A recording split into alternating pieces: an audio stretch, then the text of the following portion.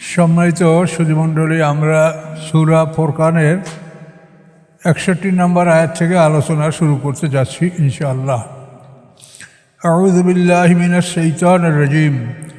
বিসমিল্লাহির রহমানির রহিম। তাবারাকাল্লাযী জাআলা ফিস সামাই বুরুজান ওয়া জাআলা ফিহা সিরাজান ওয়া কমারাম মুনিরা। মহিমাময় মঙ্গলময় তিনি, জাআলা ফিস সামায়ে, যিনি সৃষ্টি করেছেন আকাশের মধ্যে, বুরুজা তারকাদের বাসগৃহ। আপনারা দেখবেন বড় বড় বিল্ডিংয়ে লেখা হয় ম্যানসন আর হাবিব ম্যানসন। এই ম্যানসন মানেই বড় অট্টালিকা, আর ম্যাসন মানে রাজমিস্ত্রি, মিশিয়ে ফেলা হয় না, ম্যানসন। বুরুজা তারকাদের বাসগৃহ, ওয়া জাআলা ফিহা, এবং করেছেন উহার মধ্যে, ওই আকাশের সেরাজা, একটি জ্বলন্ত প্রদীপ সূর্য, ও কামারা মনিরা, আলো দানকারী একটি চাঁদ। তো এই যে আকাশের মহাশূন্যটা আমরা দেখতে পাচ্ছি, এটা তারকাদের বাসগৃহে বিভক্ত, ভাগ করা। এই তারকার সীমানা এখান থেকে গ্র্যাভিটি, আবার এরপর এই তারকার সীমানা এখানে গ্র্যাভিটি, এইভাবে দুইটা গ্রহ নক্ষত্রের মাঝখানে গ্র্যাভিটি, এই নিয়ে প্রত্যেকের এরিয়া ভাগ করা। সম্পূর্ণ মহাকাশ এটা নক্ষত্রদের বাসগৃহ দ্বারা বন্টন করা, কোনো জায়গা ফাঁকা নাই। এমন একটা কৌশলে আল্লাহ সৃষ্টি করেছেন, এবং চুম্বক সিস্টেমের মাধ্যমে এদেরকে শূন্যে ভাসিয়ে রেখেছেন, এবং এরা সবগুলি অত্যন্ত দ্রুত গতি সম্পন্ন। এই গতির কারণেই তারা শূন্যে ভাসমান অবস্থায় আছে।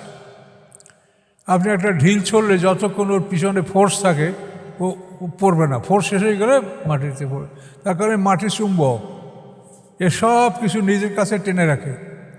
মাটি যদি চুম্বক না হয়তো আপনি এখানে বসে থাকতে পারতেন না, বসছেন না, আপনি অন্যদিক সরিয়ে দিতেন, এদিক সেদিক। আপনি একটা মাল রেখেছেন, এই মাটি যদি চুম্বক না হতো তা আপনার মালটা আপনি যথাযথ পাইতেন না, ওটা কোথা থেকে কোথায় সরিয়ে দিত। কিন্তু ওই মাটিটাকে কামড়াই ধরে রাখে চুম্বক। এই কী যে এক সৃষ্টির কৌশল, এটা চিন্তা করলে আমরা অবাক হয়ে যাই যে আল্লাহ তাআলা কত কৌশলী, তিনি কত হিকমতওয়ালা, কীভাবে তিনি আকাশ পৃথিবী সৃষ্টি করেছেন। এই চুম্বকটা আবার এমন যে আমাদেরকে ধরে রাখে না, আমরা হাঁটার সময় যে আমাদের ধরে রাখে তাও না, কিন্তু এই চুম্বক আছে যার কারণে পিছলে পড়ি না, ছুটে যাই না, আমরা যথাস্থানে থাকি। কি একটা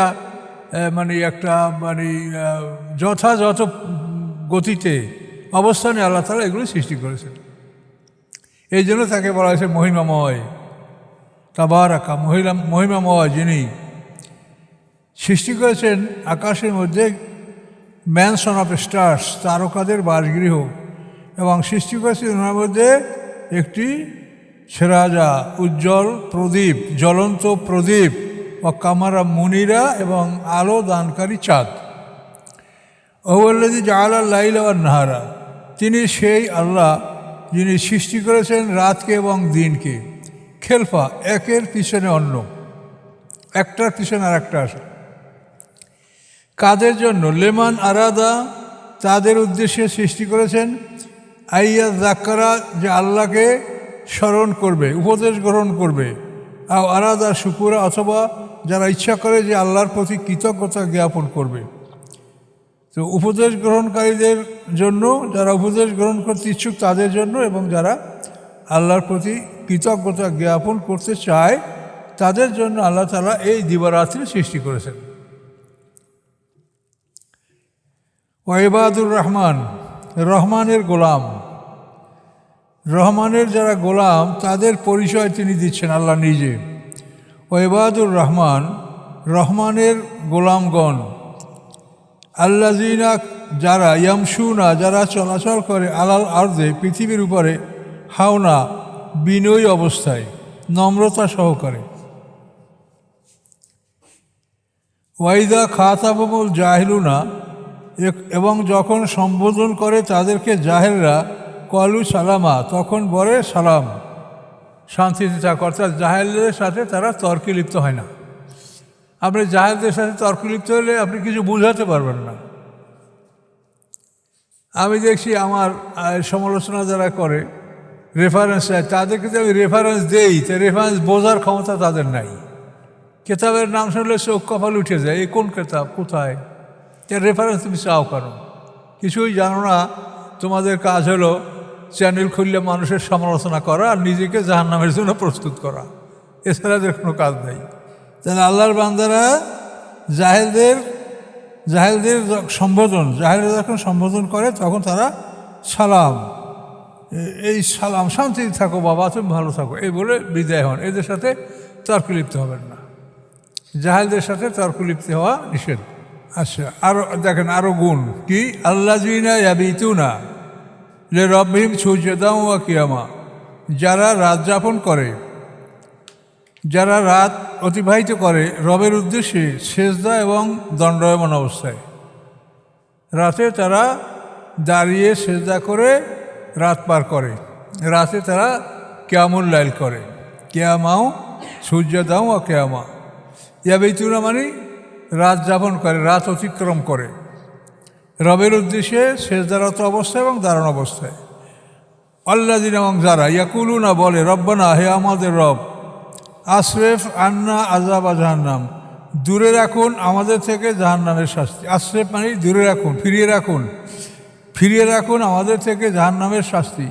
ইন্না আযাবা কানা গারামা, নিশ্চয়ই জাহান্নামের শাস্তি অতি ক্ষতিকর, অতি ভয়ঙ্কর। গারামা শব্দের অর্থ হলো জরিমানা। ওই সৌদি আরবে দেন ওরা গারামা লাগাইছে, মানে জরিমানা করছে। তো গারামা অর্থ ক্ষতি। তো এজন্য জাহান্নামের শাস্তি অত্যন্ত ক্ষতিকর, অত্যন্ত ভয়ঙ্কর। ইন্নাহা সাআত মুস্তাকাররা ওয়া মুকামা, নিশ্চয়ই উহা ওই জাহান্নাম সাআত মুস্তাকাররা, অতি নিকৃষ্ট অবস্থানের স্থল, ক্ষণিকের জন্য বিশ্রামের স্থলে, মোকামা এবং স্থায়ী বাসস্থান হিসাবে। মাকামানি ঠিকানা হিসাবে এবং আশ্রয়স্থল হিসাবে এটা খুবই খারাপ জায়গা। আল্লাযীনা আনফাকু, মোমেনদের বৈশিষ্ট্য, ইবাদুর রহমানের বৈশিষ্ট্য, যখন তারা ব্যয় করে, লাম ইউসরিফু, তখন অপব্যয় করে না, ইসরাফ করে না, ওয়ালাম ইয়াকুতুরু, এবং কৃপণতাও করে না, এর মাঝামাঝি, ওয়াকানা বাইনা যালিকা কাওয়ামা, এবং এর মাঝামাঝি সে অবস্থান গ্রহণ করে। ব্যয় করার সময় কৃপণতাও করবে না, অপব্যয়ও করবে না, এর মাঝামাঝি জায়গায় সে অবস্থান করবে।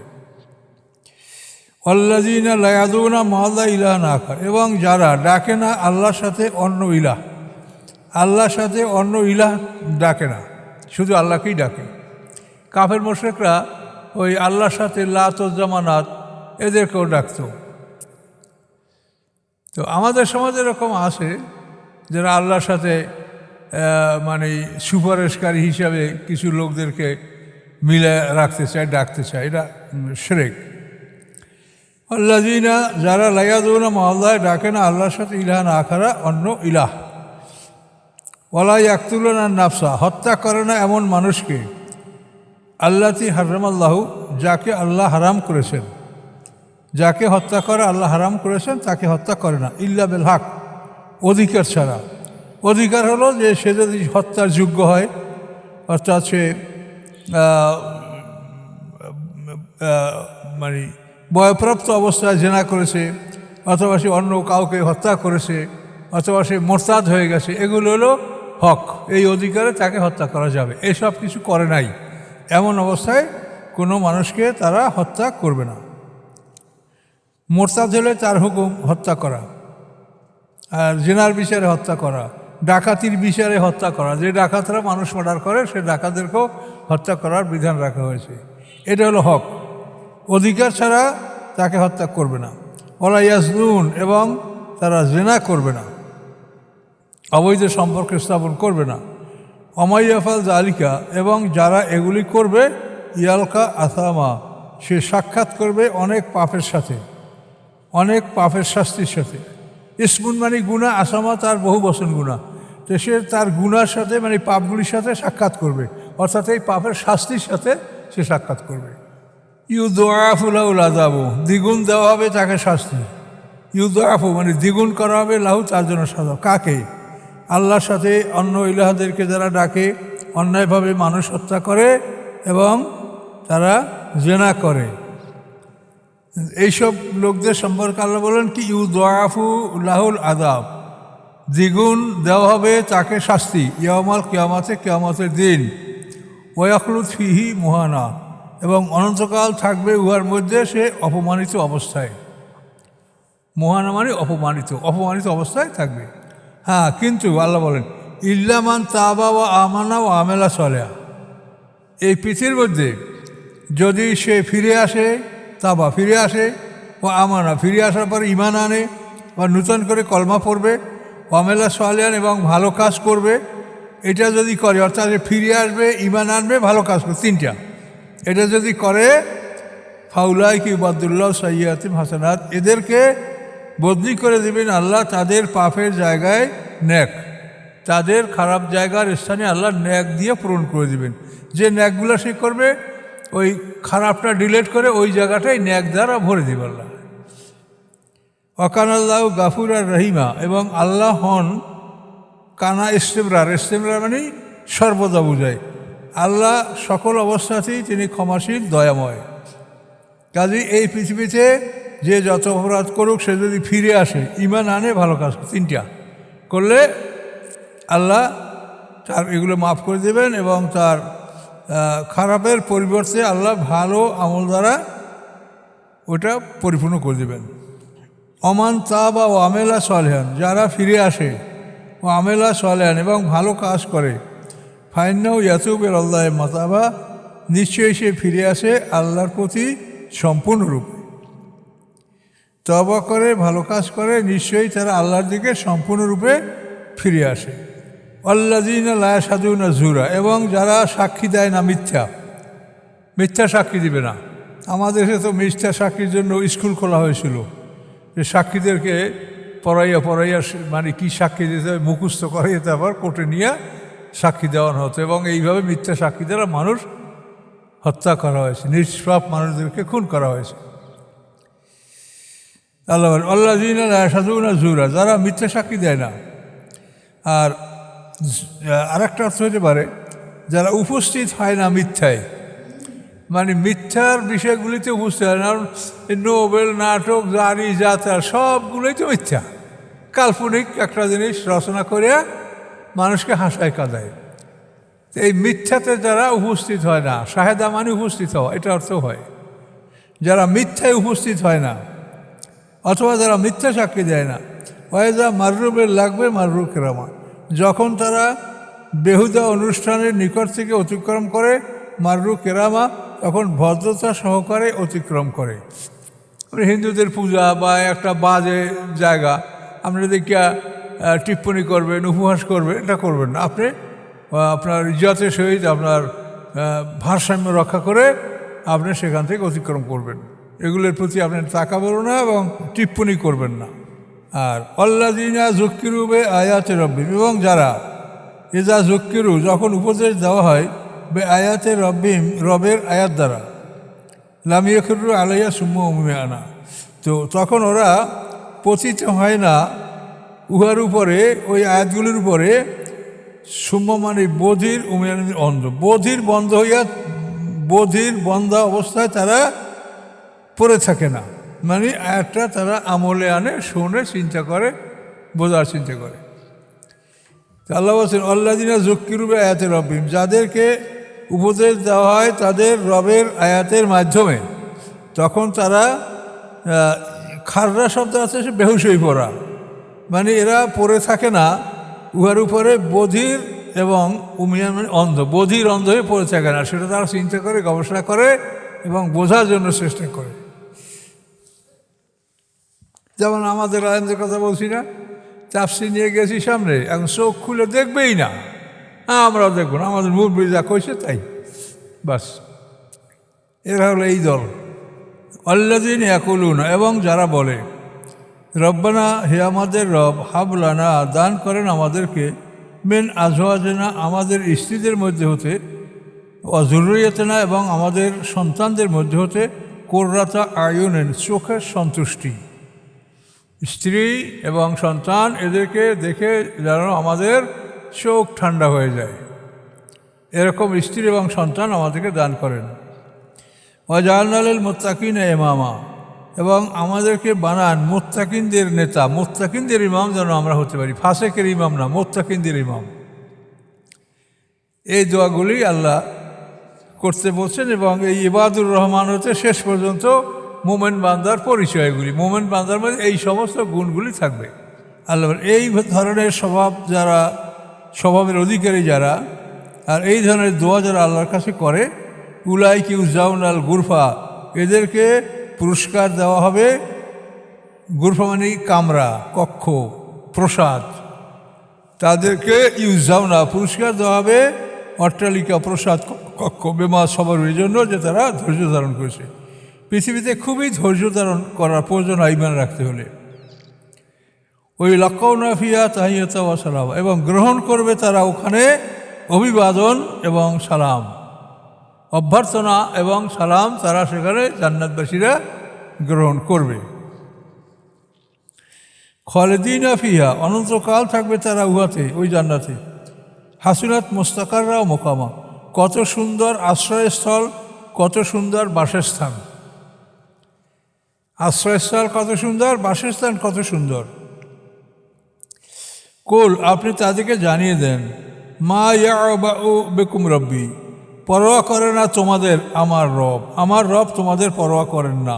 লাউলা দুআউকুম, যদি তোমরা তাকে স্মরণ না করো। তোমরা যদি রবকে না ডাকো তা আমার রব তোমাদের পরোয়া করেন না। তোমাদের জিকির বা স্মরণে আল্লাহর কোনো উপকার হয় না, উপকার তোমাদেরই হয়।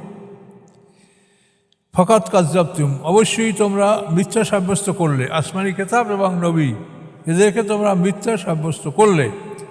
ফাসাফা ইয়াকুলুন লিজামা, অচিরেই হবে তোমাদের জন্য অনিবার্য শাস্তি। লেজাম মানে লাজে, অনিবার্য।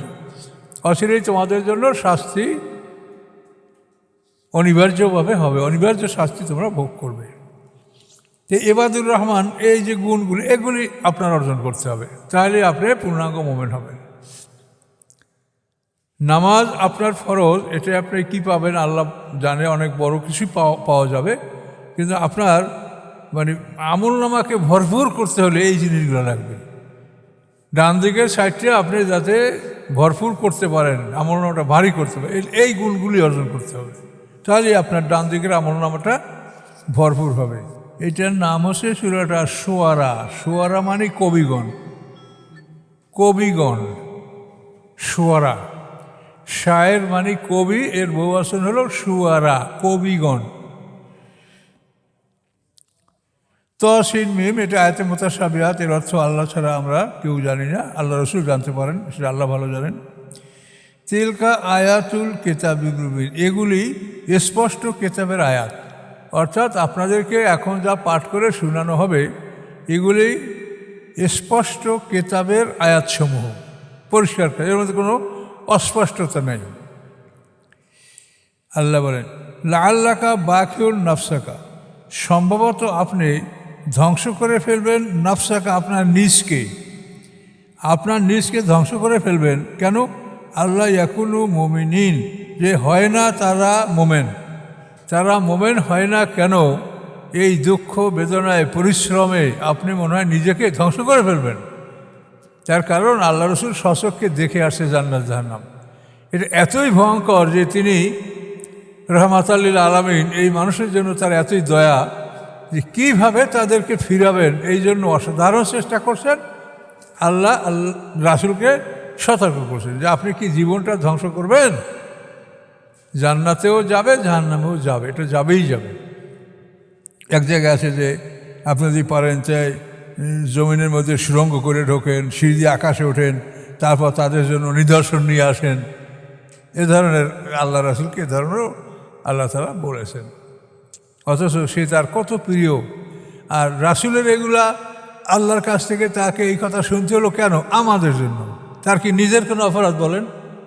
আপনারা অত্যন্ত দুঃখজনক যে আল্লাহ রসুল যে এই ধমকগুলো খাইলেন আল্লাহর কাছে, কেন? আমাদের জন্য, উম্মতের জন্য, যে উম্মত আমার কষ্ট পাবে। দেখেন তিনি কেমন রাহমাতাল লিল আলামিন। আল্লাহ তো বলেন নাই যে মুহাম্মদ তুমি এটা করো নাই, তিনি তো সবই করেছেন, বরং করতে দেয়া কোনো ক্ষেত্রে অতিরিক্ত করছেন উম্মতের দরদে। এর নাসা নুনাজিল আলিম মিনাস সামায় আয়া, আল্লাহ বলেন যদি আমি ইচ্ছা করতাম নাজেল করতে পারতাম আলহিম তাদের উপরে মিনাস সামায় আকাশ হতে আয়াতান একটা নিদর্শন, আকাশ থেকে আমি একটা নিদর্শন নাজেল করতাম, ফাজল্লাত হয়ে যেত আনাকুম তাদের গর্দানগুলি লাহা খাদিন উহার প্রতি বিনয়ী, সেই মজাদার প্রতি তাদের গর্দানগুলি বিনয়ী হয়ে যেত। এরকম একটা নিদর্শন আমি ইচ্ছা করলে আকাশ থেকে নাজেল করতে পারি, আমি এ ক্ষমতা রাখি। কাজে আপনি অতিরিক্ত কিছু করবেন, আপনি শুধু প্রচার করে যান। অমায় আতিহিম মেন জেকর মিনার রহমান, আসে নাই তাদের কাছে, অমায় আতিহিম আসে নাই তাদের কাছে, মেন জেকরের কোনো উপদেশ, মিনার রহমানের রহমানের নিকট হতে, মুহদাসের নূতন, কি বুঝতে পারছেন? আসে নাই তাদের কাছে কোন উপদেশ রহমানের পক্ষ থেকে, মুহদাসের নূতন, ইল্লা কানু আন মুরদিন, ব্যতীত যে তারা ছিল উহার থেকে ফিরে যাওয়ার দল। তারা কি ওর থেকে ফিরে যেত, কখনো সেটা গ্রহণ করতো না। কাজে আমি কি মর্যাদা দিয়া কি করব? আসে নাই তাদের কাছে কোনো উপদেশ রহমানের পক্ষ থেকে মুহদাস নূতন, বরং তারা উহা থেকে মুখ ফিরিয়ে নিয়েছে, সেটাকে তারা গ্রহণ করে নাই।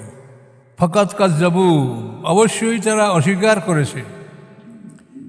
ফাসায়াতিহিম আম্বাউ, অচিরেই আসবে তাদের কাছে খবর, মা কানু ইয়াস্তাজুন, যে বিষয়ে তারা উপহাস ঠাট্টা করতেছিল, এই ঠাট্টা উপহাসের খবর তাদের কাছে অচিরেই আসবে।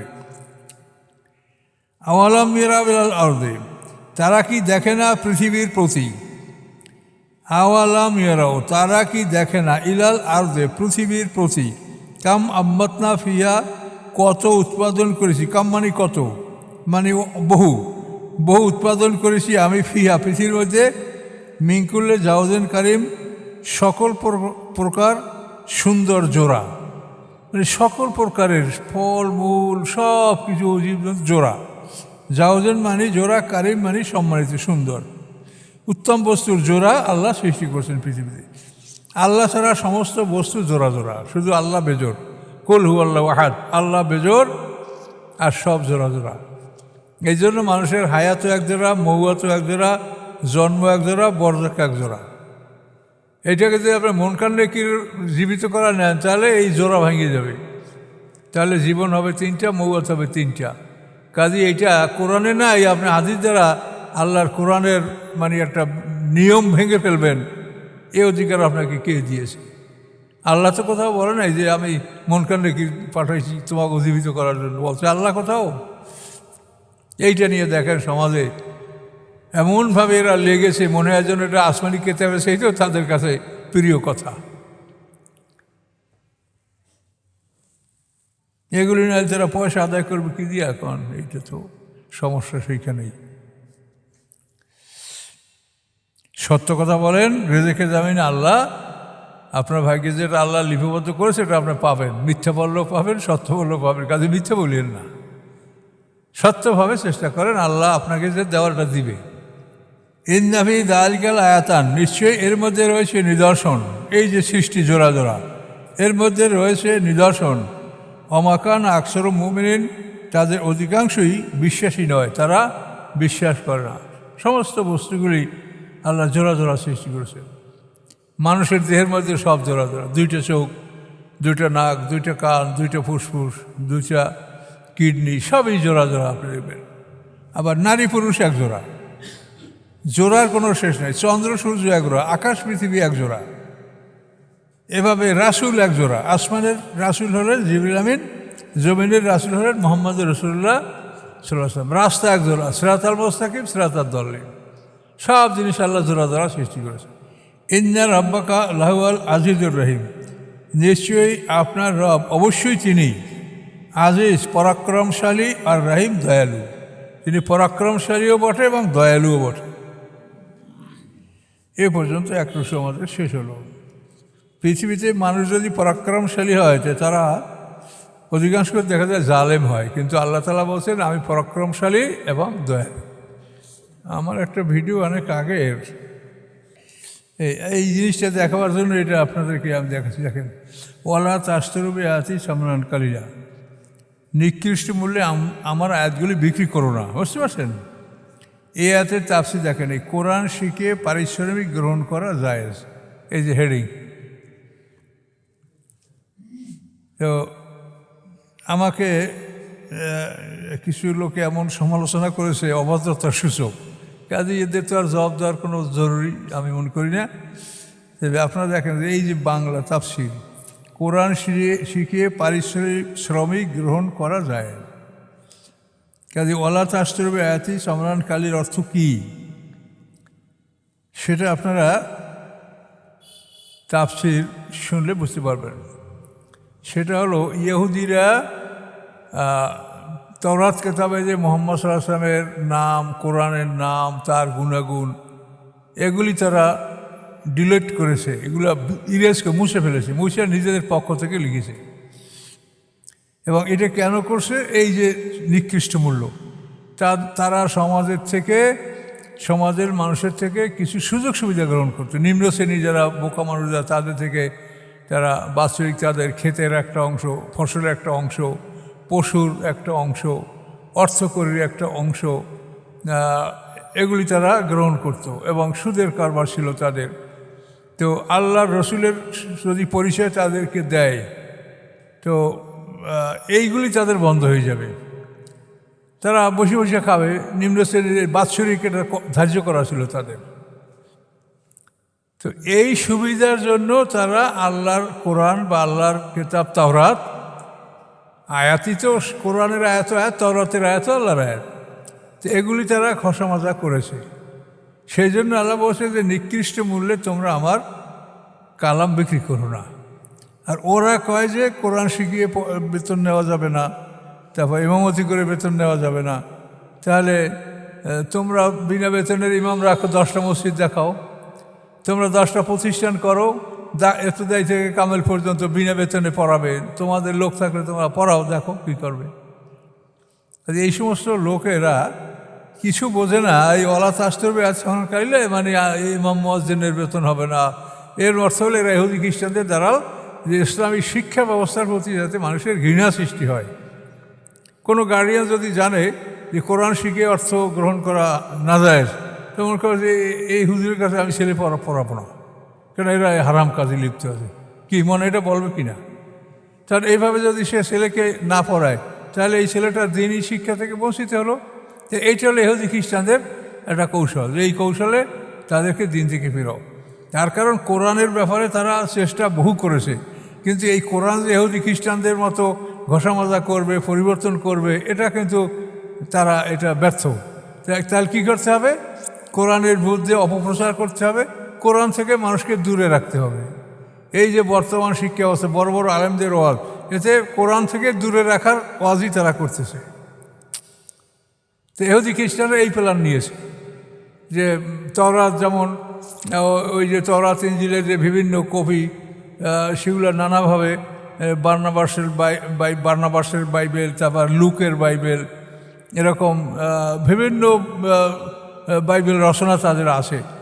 কাজে কোরআন তো সেটা করতে পারে নাই কোরআন দ্বারা, যেহেতু কোরআনের হেফাজতকারী স্বয়ং আল্লাহ। সূরা হিজরের 9 নম্বর আয়াতে আল্লাহ বলছেন, ইন্না নাহনু নাযালনা যিকরা ওয়া ইন্না লাহু লাহাফিজুন। এখানে শুধু আপনাদেরকে এই হেডিংটা তোমরা ইচ্ছা করলে এটা টাইপ করে মোবাইলে ফটো করে নিতে পারো, বুঝলা, যে কোরআন শিখে পারিশ্রমিক গ্রহণ করা যায়। এই হেডিংয়ে এই আয়াতের তাফসীরে ওয়ালা তাস্তরুবে আয়াতি সামরান কালিলা, তার নিচে এই হেডিং, এটা ইচ্ছা করে তোমরা ফটো করে নিতে পারো।